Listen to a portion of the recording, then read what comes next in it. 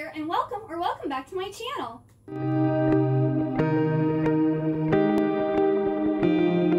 Today I'm going to be doing my August TBR, so I'm going to be talking about all of the books that I plan to read in August, and I'm also going to pull from my jars for surprise reads. So starting off, let's talk about the books that I have to carry over from July. And let me just say, I did read a lot of books in July, which currently it's July 24th, so I still have a few days to go. And I set a few books to the side that I believe I'm going to get read, so I'm not going to talk about those. But these other books, I just don't think I'm going to be able to get to, and they're going to have to carry over because I really do want to read them. So the first book that's going to carry over is Death of the Dawn by Amanda V. King. Then The Wicked King by Holly Black, and this is also one of the 22 books I need to read for 2022. Sorcery of Thorns by Margaret Rogerson. I'm not giving synopsis because I've already talked about them in the previous TBRs, so I'm just letting you know which ones are carrying over. Then Soul Screamers Volume 2. I still haven't been able to get to this, and I don't want to put it to the side because I really do want to get to this series. This is 3 books in one, so it is a very big book. But if I just read one book a month, it's really not that big. So I really want to get to this. And then The Stardust Thief by Chelsea Abdullah. This is Mel's Citadel pick for July. I'm not going to be able to get to it, and I don't know what the August book is yet, so that one will also be added in the future. I don't think it's going to be in this TBR, though, because I don't know what the book is. And then the last book that's carrying over is Ordinary Monsters by J.M. Moreau. And I am hoping to start this in July, but I don't think I'm going to be able to finish it. So those are the books that are for sure carrying over. And then for my book club, Happily Ever Afters, we are going to be reading A Deal with the Elf King by Elise Kova. It's the first book in a companion series. It's all the Married to Magic series, but each book are different characters and you don't have to read them in order. So this one is the first one, and it's about this girl who ends up having to marry the Elf King, and it's like their love story. Love the covers, and I really want to start reading these books because I believe it's in August. I think it's Lured by Darkness is coming out, which is the 3rd book, and it's like a vampire romance. So I kind of want to get to this one and then Dance with the Fae Prince so I can get to the vampire one. I don't have to read them in order, but I'm just like one of those, I like to read it in order. And then a book that wasn't on my July TBR, but I really want to get to it because I love Talon by Julie Kagawa, which is the first book in the series, and I really want to get to the second book, Rogue. I need to read this book because I just want to get to it so bad. But yes, this is about dragon shapeshifters. It's a young adult series, and the first book, Talon, was my second 5-star of the year, so I really want to continue on with the series because it was just so good and I want to find out what happens next. Because none of the series that I planned on continuing, I actually read in July. I'm not going to pull from my continue a series jar because I have 3 books here that are continuing a series. But I will be pulling from all of my other jars. So the first jar I'm going to pull from is a series that I need to finish. So this will be the last book in the series, and I will finally be done with it. Oh, goodness. The Ballad of Songbirds and Stakes. Okay, so this is the prequel novel for The Hunger Games. I pulled The Ballad of Songbirds and Stakes by Suzanne Collins, and this is actually good because I was like, I haven't read anything off of my sci-fi dystopian shelf like all year. To my knowledge, I don't think I have read anything from that shelf. So I was like, I really need to get to something. And I pulled a dystopian. So I believe this is a prequel novel that follows Snow? Yeah. Coriolanus Snow. So this follows the bad guy in Hunger Games. I'm excited to read this. I know some people are like, we didn't need this. It wasn't that good. I don't care. But I'm a completionist, so I want to read it and see if I like it or not. Alright, so here's my jar of books that I've either won from Goodreads or was sent by an author. There's not that many of them.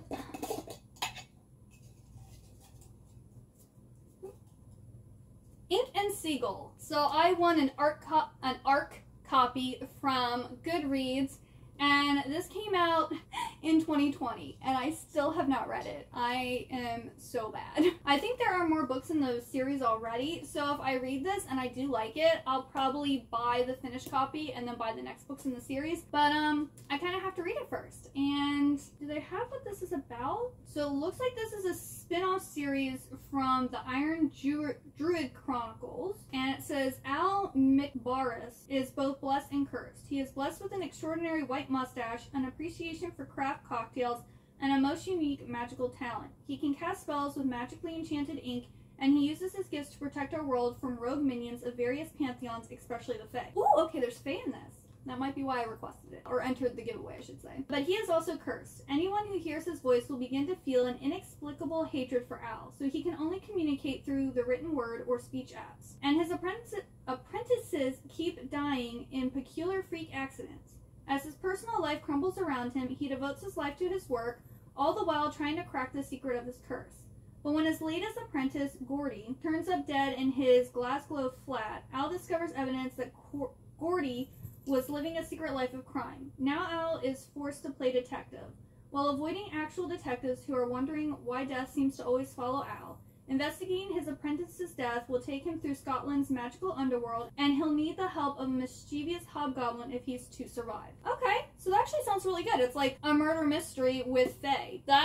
I don't know why I haven't read this yet. This is what happens when you have too many books and yet not have enough books all at the same time. But yeah, this sounds really good and I'm excited to read this. Now, this is the jar of books that I have started reading and I just have never finished, and they're sitting on a shelf next to my bed, judging me. So let's see what book I'm going to finish reading.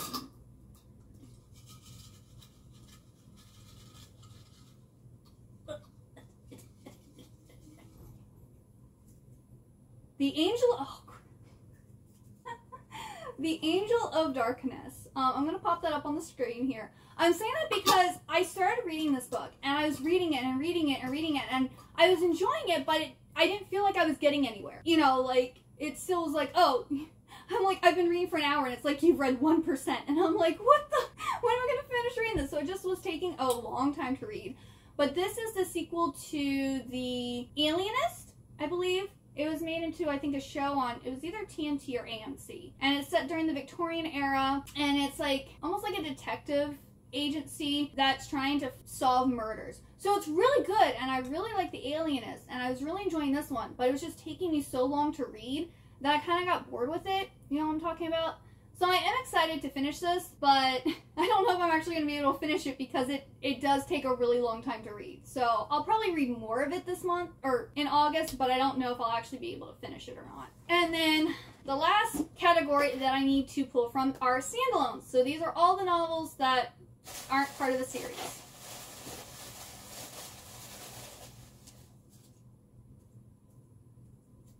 Alright, Frozen 2, A Forest of Shadows. This is on my Kindle, so I will pop up a book here, or, yeah, pop up the cover here.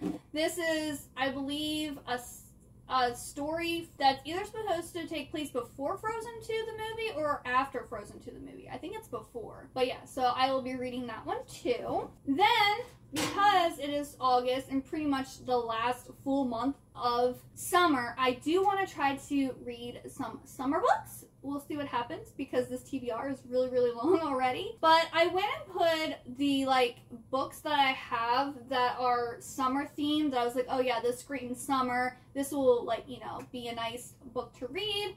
So I have a little jar here that I'm going to pull in my reading vlogs when I feel like I'm in the mood to read a summer themed book. But just so you know what I could potentially be reading in August, I have on here, I put in the jar here, Love Boat Taipei, Sunkissed, a Cuban Girl's Guide to Tea and Tomorrow, Austenland, Dark and Shallow Lies, Malibu Rising, and The Last Summer of You and Me. I could potentially be reading, I don't want to say all, because I highly doubt I'm going to get to all of them, but I could probably read like 2 or 3 of those, or I might not end up reading any of them. It all depends on how my reading month goes. But I do really want to try and mix it up and have some surprising reads throughout the month. Oh, then I also forgot, I got this book here called Return to the Secret Garden by Susan Moody, and this is supposed to be a sequel novel and kind of like, you know, Mary, Colin, Dick, and all of them as adults. Sounds amazing. if y'all didn't already know, I love Frances Hodgson Burnett.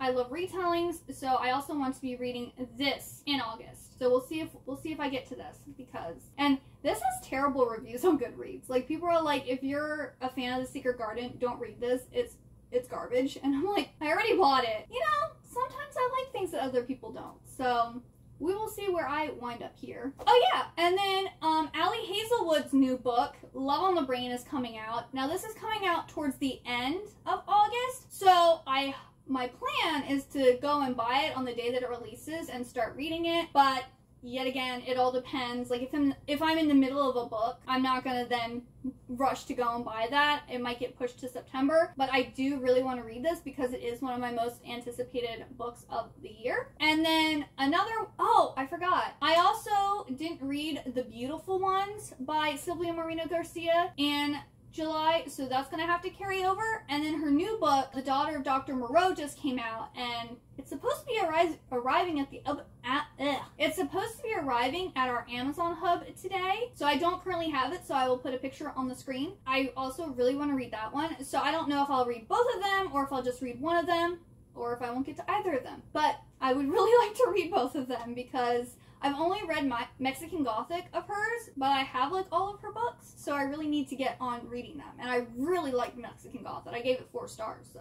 Oh yeah, and then I'm also still reading Black, The Birth of Evil by Ted Dekker. I'm slowly working my way on this one because I only read it like Saturday nights or Friday nights and Saturdays. And I generally also like to take a break from reading Friday sunset to Saturday sunset, so I generally don't read that much. So it does take me a while to read like my Christian fiction books, which this is. Ted Dekker writes like Christian thrillers, Christian fiction, Christian sci-fi, like, you know, there's always some biblical meaning behind it. And this one, it's very interesting because this is book 1 in the Circle series, and there's apparently, like, the prologue is about these 2 guys talking about releasing this virus into the world and, like, infecting people. And there's this guy who's our main character who has like a vision about this virus that's going to be released, and it has something to do with bats. And then we switch to this guy, I'm pretty sure his name's Thomas. I'm horrible with names. But he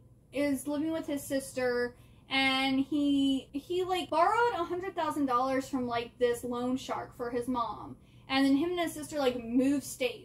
And the loan sharks, or we believe the loan sharks, are now coming after him for the money. And he ends up getting like shot on the side of the head, and like falls over and hits his head. And he ends up in this like other world. And there's like this weird water, and this guy there that's trying to convince him to like drink the water. And then there's like these bats that are like trying to attack him. And like every time now, if he wakes up, he's back in like our world, and every time he goes to sleep or he's unconscious or something like that, he's back in this other world. And so I'm thinking this is kind of like a sci-fi, like a Christian sci-fi story is what I'm getting so far. I'm not that far in. I think I'm only like 15% or something like that, if that. But I am really enjoying it, but me and sci-fi don't always get along that well, so I'm a little lost right now. So yeah, that's everything. It's very ambitious. There's a lot, but those are my plans. And I don't do monthly wrap-ups anymore. I